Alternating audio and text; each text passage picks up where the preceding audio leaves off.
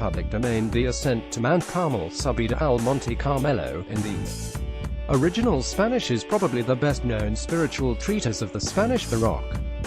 Written between 1578 and 1579 by St.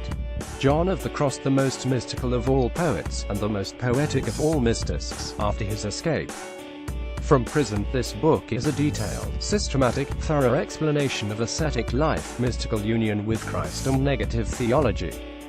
In fact, when read alongside The Dark Night of the Soul, another of John of the Cross treatises, and The Living Flame of Love and The Spiritual Canticle, all of them considered to be some of the greatest works of all times in both Spanish literature and Christian mysticism, one discovers a common trace.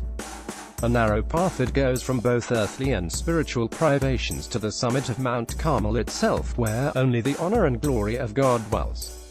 This is, of course, a metaphorical image of the soul's ascent towards the Unio Mystica, after leaving appetites and ties, cuidados, cares, the Saint would write behind.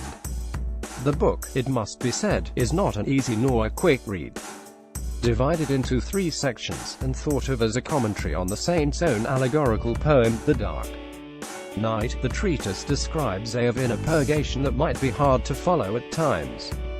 Having studied at the University of Salamanca, John of the Cross uses both scholastic philosophy jargon and the theological fundamental language of the 16th century to refer to both psychic and spiritual realities we might address in different terms today.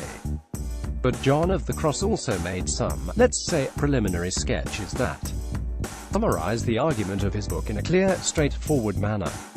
In fact, he not only drew the mount and the narrow path that leads to its summit, but also included 2 paths that lead elsewhere, and reduced his 3-section treatise to a few aphorisms and rhymes one can read in the drawings below. We have included the original drawing by John of the Cross in Spanish, a later, more elaborate drawing also in Spanish, and 2 English translations made after the original.